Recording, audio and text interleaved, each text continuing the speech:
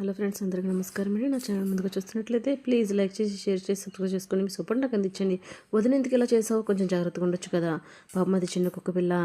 వదిన అయినా నేను జాగ్రత్తగా చూసుకోవాల్సింది, ఇది నా వల్లే జరిగింది అని చాలా బాధగా అంది మీరా.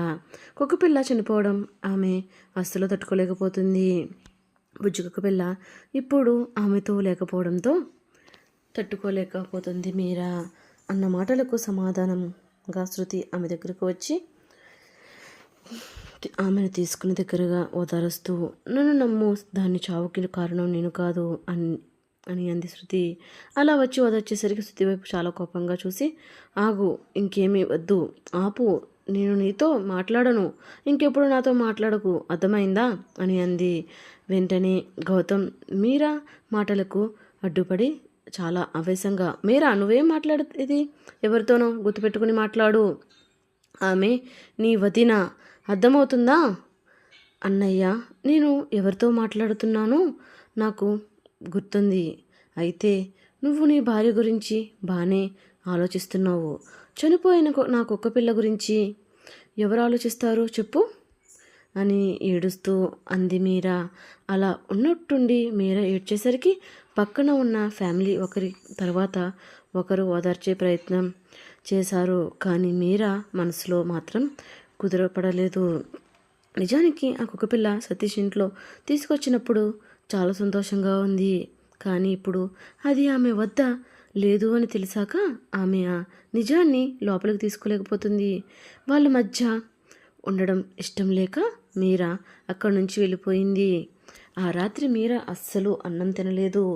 అందరూ పిలిచినా కూడా ఆమె గదిలోనే కూర్చుంది తప్ప తినడానికి కిందికి రాలేదు. శృతి తానే స్వయంగా మీరా కోసం ఫుడ్స్ ప్రిపేర్ చేసి మీరాకిద్దామని పై గదిలోకి వచ్చేందుకు మెట్లు ఎక్కుతుంది. అదే సమయానికి మెట్ల మీద సతీష్ కనిపించాడు. శృతి సతీష్ని చూడగానే సతీష్ అన్న అని పిలిచి, ఇదిగో మీరు అస్సలు తినలేదు, ఇది నేనే తయారు చేశాను, దీన్ని మీరు కొంచెం పట్టుకొని వెళ్ళి ఆమెకి ఇస్తారా అని అడిగింది. సతీష్ శృతిని చూసి, నేను ఎందుకు పట్టుకుని వెళ్ళి ఇవ్వడం, నీ చేత్తో అంత కష్టపడి చేసావు కదా, నువ్వే పట్టుకుని వెళ్ళి ఇవ్వు. నేను వద్దు, అస్సలు మీరా నా మీద చాలా కోపంగా ఉంది. ఒకవేళ నేను చేశానని చెప్పినా ఖచ్చితంగా తినదు. కానీ నాకు ఆమె తినడం కావాలి, నువ్విస్తే ఖచ్చితంగా తింటుంది అని నేను ఇవ్వమంటున్నాను అంది శృతి.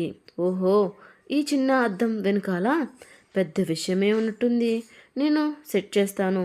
నేను ఆ ప్లేట్ను శృతి చేతిలోంచి తీసుకొని మీరా గదిలోకి నడిచాడు సతీష్. సతీష్ అన్నం ప్లేట్తో గదిలోకి ఎంటర్ అయ్యాడు. నడుస్తూ ఉన్న సతీష్ చూడగానే మీరాకి చనిపోయిన కుక్కపిల్ల గుర్తుకు వచ్చింది. సతీష్ గదిలోకి వచ్చి, ఏ మీరా, నేరుగా మీరా గది దగ్గరికి వచ్చి నిలబడి, ఏడిస్తే చనిపోయిన పిల్ల తిరిగి వస్తుందా?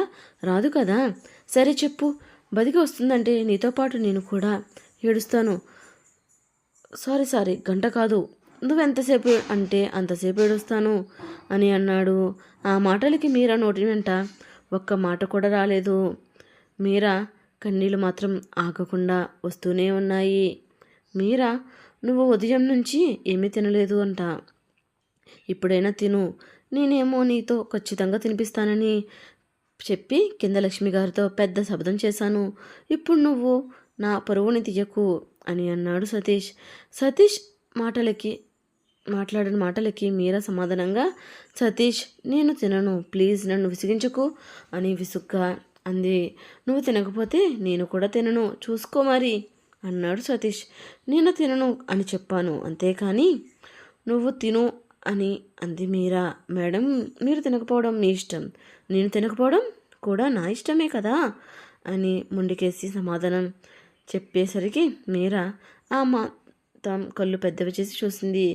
ప్లీజ్ సతీష్, నన్ను అర్థం చేసుకో, నువ్వు కూడా నన్ను అలా అర్థం చేసుకోకుండా మాట్లాడితే నేనేమైపోవాలి చెప్పు. సరే, అర్థం చేసుకోవద్దు, కాసేపు నన్ను ఇలా ఒంటరిగా వదిలే అని అంది మీరా. సరిగ్గా అప్పుడే మీరా మాటలకు అడ్డుపడి, ఏంటి తెర ముచ్చట్లు పెట్టి చెప్పుకుంటున్నారు అని అంటూ గదిలోకి ఎంటర్ అయ్యాడు విజయ్. విజయ్ నేనెంత చెప్పినా తినడం లేదు, పైగా పిచ్చిదాని లాగా మాట్లాడుతుంది అన్నాడు సతీష్. విజయ్ని చూడగానే కనీసం అన్నయ్య అయినా అర్థం చేసుకుంటాడు అని మనసులో అనుకుని, ఒరే అన్నయ్య నువ్వైనా అర్థం చేసుకోరా, నాకు అస్సలు తినాలని లేదు, నన్ను బలవంతంగా తినమంటే నేనెలా తింటాను చెప్పు అని అడిగింది మీరా. చూడు మీరా, కుక్కపిల్ల చనిపోయింది నిజమే, అది చాలా బాధ అనిపిస్తుంది, కానీ నువ్వు అన్నం తినడం లేదు చూసావా, అది అయితే దానికన్నా ఎక్కువ బాధ అనిపిస్తుంది. సరే ఇప్పుడు నువ్వే చెప్పు నన్నేం చేయమంటావు అని విజయ్ అడిగాడు. విజయ్ అలా మాట్లాడేసరికి మీరా ఇంకేం మాట్లాడలేదు. అదే సమయానికి గౌతమ్ గదిలోకి ఎంటర్ అయ్యాడు. అక్కడ సతీష్ ప్లేట్లోతో నుంచుని ఉండడం, విజయ్ కూడా మీరా ముందు నుంచుని మాట్లాడుతూ ఉండడం, అందులో మీరా చాలా డల్గా ఉండడం చూసి వాళ్ళు ఎవరూ విషయం చెప్పకపోయినా కనిపెట్టాడు గౌతమ్. గౌతమ్ నేరుగా సతీష్ని పక్కకు జరిపి విజయ్ని దాటి మీరా పక్కకు వచ్చి కూర్చుని ఆమె చేతిని తన చేతుల్లోకి తీసుకుని, చూడు మీరా బేబీ, నువ్వు ఇంటికి లిటిల్ ప్రిన్సెస్, నువ్వేం చెప్తే అదే జరుగుతుంది. మళ్ళీ చెబుతున్నాను విను, ఇంట్లో నువ్వు లిటిల్ ప్రిన్సెస్ అలాంటి స్థానంలో ఉన్న నువ్వు కుక్కపిల్ల పోతే బాధగా కూర్చుని ఉండడం, అన్నం తినకుండా మానేయడం లాంటి చేస్తే అసలు ఏమైనా బాగుంటుందా చెప్పు, నా మాట విని అన్నం తిను అన్నాడు గౌతమ్. గౌతమ్ మాటలు పూర్తయిన తర్వాత విజయ్ కూడా మీరా పక్కకి వచ్చి కూర్చుని ఆమె రెండో చేతిని తన చేతుల్లోకి తీసుకుని, చూడు మీరా, లాస్ట్ మంత్లో నువ్వు ఫోన్ కొనమన్నావు, అది ఈ నెలలో ఖచ్చితంగా కొంటాం. ఎందుకో చెప్పనా, అది ఆఫర్ నడుస్తుంది, నువ్వు ఇంకా ఆ ఐఫోన్లో తెగ ఫోటోలు తీసుకోవచ్చు, చూసుకో మరి, నా మాట విను, బుద్ధిగా అన్నం తిను సరేనా అని అన్నాడు. రేయ్ సతీష్, అన్న మాటలు మర్చిపోయానురా, మీరా ఏదో షాపింగ్ వెళ్ళాలని చెప్పింది, ఆ సంగతి కూడా చూస్తాను, త్వరలోనే షాపింగ్ కూడా తీసుకువెళ్తాను అని మీరా వెనక నుంచి సతీష్ని చూస్తూ కొడుతూ అన్నాడు గౌతమ్. ఆ విధంగా ఇద్దరు రాజకీయ నాయకుల్లాగా అది చేస్తాం ఇది చేస్తాము అని వాదనలు చేస్తూ మాట్లాడారు. వెంటనే మీరా ఒప్పుకోలేదు. బలవంతంగా నేను తినిపిస్తానని విజయ్, లేదు నేను తినిపిస్తానని గౌతమ్లు ఇద్దరు ప్రేమగా 2 ముద్దలు తినిపించారు. తర్వాత కాసేపటికి మీరా అన్నం తినడం మొదలుపెట్టింది. మీరా తినే వరకు ముగ్గురు అక్కడే నుంచుని ఉన్నారు.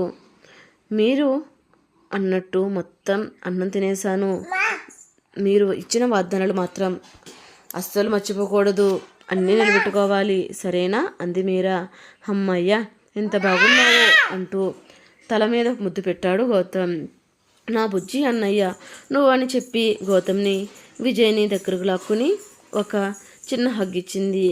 వాళ్ళు ముగ్గురిని చూస్తున్న సతీష్కి మీరా, మేడం గారు అసలు ప్లేట్లో అన్నం తెచ్చింది నేను, సతీష్ అన్నవాడు ఒకడు ఇక్కడ ఉన్నాడు అన్న సంగతి గుర్తు ఉందని అని అడిగాడు.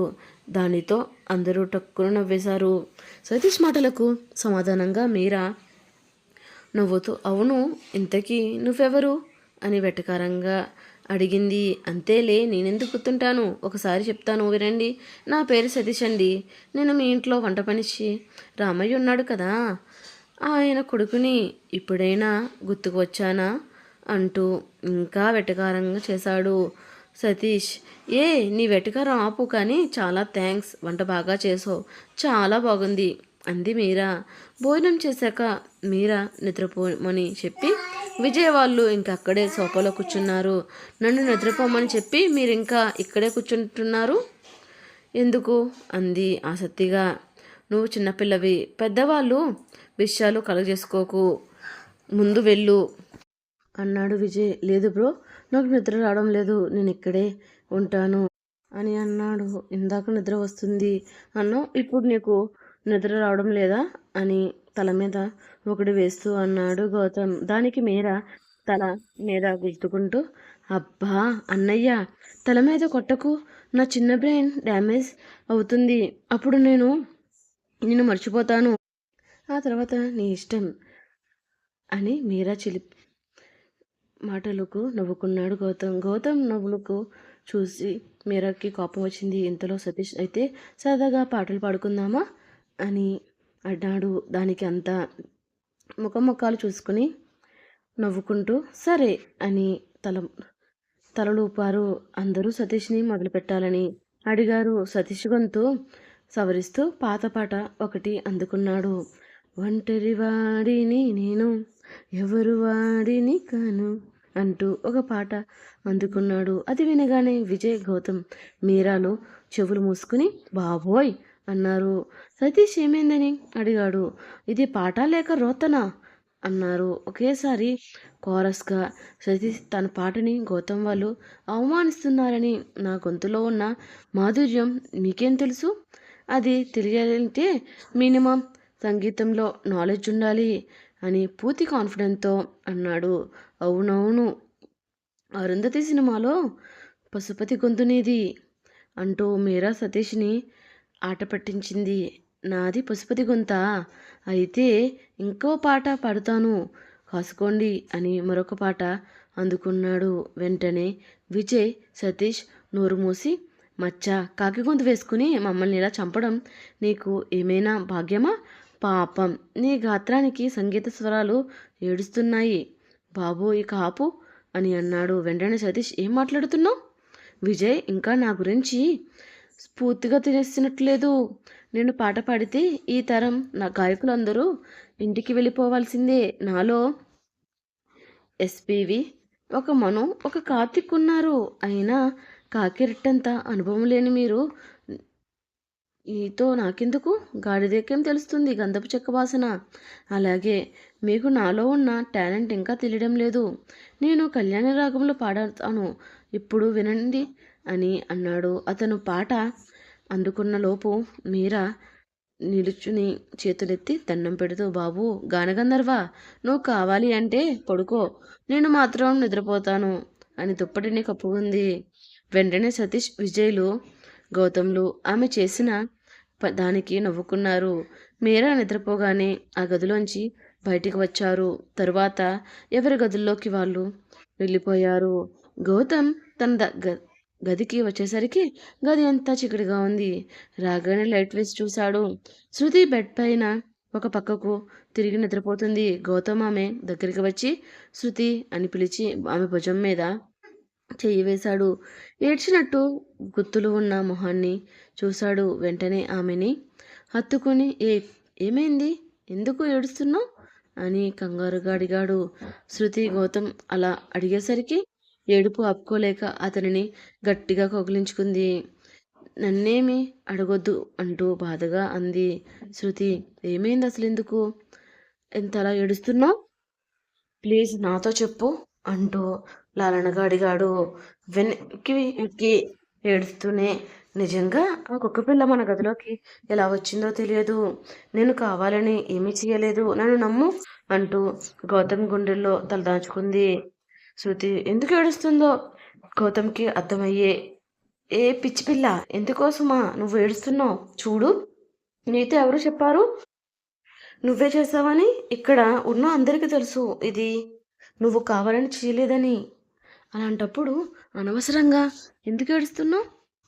దయచేసి ఎడవకు అని అడిగాడు. దానికి శృతి అది మీరా మరి అని ఆపి వాక్యం పూర్తి చేయలేదు.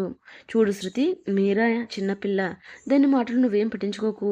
అయినా అది ఎంతో ప్రేమగా పెంచుకున్న కుక్కపిల్ల చనిపోయిందని బాధలో అలా అంది, అంతేగాని నీ మీద కోపంతో అనలేదు. నువ్వు చూస్తూ ఉండు, రేపొద్దున్న వచ్చి వదినా అని మాట్లాడుతుంది అని గౌతమ్ ఆమెకి సర్ది చెప్పాడు. శృతి మాత్రం లేదు గౌతమ్, నేను కొంచెం జాగ్రత్తగా ఉండాల్సింది. నా పొరపాటు వల్లే ఇలా జరిగింది, నాదే తప్పు అని తప్పంతా తన మీద వేసుకుని గౌతమ్ గుండెల మీద పై తలపెట్టుకుని ఏడ్చింది. ఎక్కువగా మాట్లాడకుండా వెన్ను నిమురుతూ ఇక ఏడ్చింది చాలు. శృతి, ఇప్పటికే చాలా ఆలస్యమైంది, ఇక నిద్రపో. చూడుని మొహం ఎలా ఉందో. రేపు మీరನ್ನು ఇలా చూసిందంటే నేనేదో చేశానని ఊహించుకొని నా మీద అరుస్తుంది. దయచేసి ఇదంతా మర్చిపోయి ప్రశాంతంగా నిద్రపో అని ఆమె కన్నీటిని తుడిచి చెంపలపై ముద్దు పెట్టుకున్నాడు. కానీ శృతి గౌతమ్ మాటలకు చెవిని పెట్టలేదు. వద్దు గౌతమ్, నేను చాలా చెడ్డదాన్ని. అంతా నా వల్లే జరిగింది. నా వల్లే ఒక చిన్న కుక్క పిల్ల చనిపోయింది. నా వల్లే నీ చేతికి దెబ్బ కూడా తగిలింది. చాలా చాలా నా వల్లే జరిగాయి. దీనంతటికీ నేనే కారణం. నన్ను క్షమించకు అంటూ ఇంకా ఇంకా ఏడుస్తూనే పిచ్చి పిచ్చిగా మాట్లాడింది. అలా ఆపకుండా నాన్ స్టాప్గా మాట్లాడుతున్న సుజన్ నోటిని ముయ్యడానికి సడన్గా ఆమె మొహంలోకి చూస్తూ పెదవులని అందుకుని బలంగా ముద్దు పెట్టాడు. దాంతో శృతి తన బాధని ఒక్క నిమిషంలో మర్చిపోయింది. శృతి నార్మల్ అయ్యిందని భావించిన గౌతమ్ తన పెదవులను కొద్దిసేపు విడిచి పెడుతూ కొన్ని క్షణాలు ఆమె కన్నుల్లోకి చూశాడు. కళ్ళు మూసుకుని మీరా అని ఇంకేదో అడగబోయింది. కానీ గౌతమ్ ఆమెను మళ్ళీ విడిచిపెట్టాడు.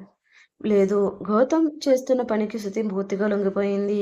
ఇద్దరి మధ్య ముద్దు చేస్తున్న శబ్దం తప్ప ఇంకా ఏ ఇతర డిస్టర్బెన్స్ లేదు.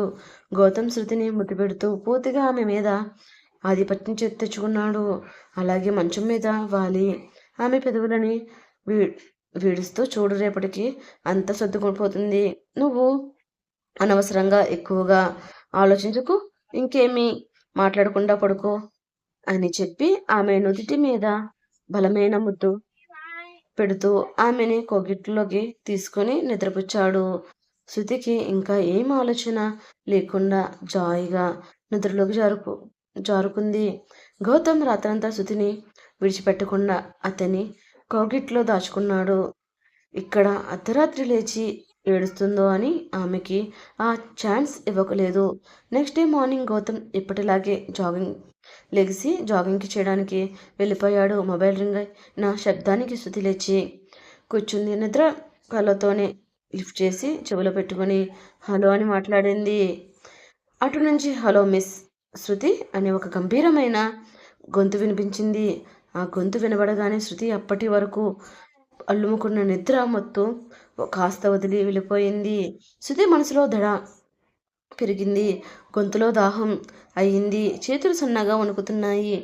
ఏమీ మాట్లాడకుండా మొబైల్ వంక చూస్తూ భయం ఛాతిని పట్టుకొని ఊపిరి కూడా పీల్చుకోలేకపోయింది. వెంటనే కాల్ కట్ చేసి మొబైల్ని మంచం మీద విసిరేసింది.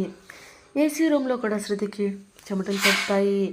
తన జీవితంలో మళ్ళీ వినకూడదు అన్న గొంతు మళ్ళీ ఈరోజు ఒక్కసారిగా వినిపించేసరికి ఆమెకి భయంగా అనిపించింది. పెదవులు వణికాయి. ఒక్కసారిగా నిస్సహాయత ఆవరించింది. గుండె జారి మొక్కల్లోకి వచ్చినట్లుగా ఫీల్ అయ్యింది. అప్పుడే జాగింగ్ పూర్తి చేసుకుని లోపలికి వచ్చాడు గౌతమ్.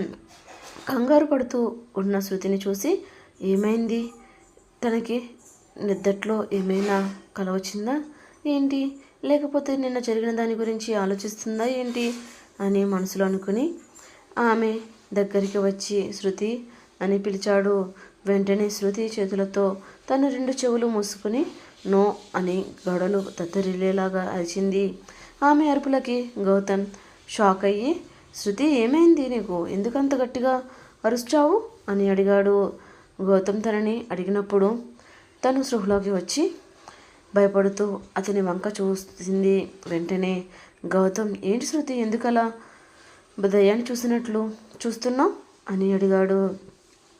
శృతి వెంటనే గోడ మీద బల్లిని చూపిస్తూ అది బల్లి అంటూ భయపడింది. గౌతమ్ ఫ్రీగా ఊపిరి పీల్చుకున్నాడు. అప్పుడప్పుడు శృతి బల్లిని చూసి భయపడుతుంది కాబట్టి పెద్దగా రియాక్ట్ కాలేదు. నెమ్మదిగా ఆమెను విడిచిపెడుతూ హే లూజ్, బల్లిని చూసి ఇప్పుడు ఇదంతా చేసింది, పెద్దగా అరిచావు, ఇంకోసారి అరిస్తే నేను నీ దగ్గరకు కూడా రాను అని శృతిని అనేసి స్నానానికి వెళ్ళిపోయాడు గౌతమ్. గౌతమ్ వెళ్ళిన వెంటనే శృతి కంగారు పడుతూ ఫోన్ వంక చూసింది. ముందు వచ్చిన కాల్ నెంబర్ని బ్లాక్ చేసింది.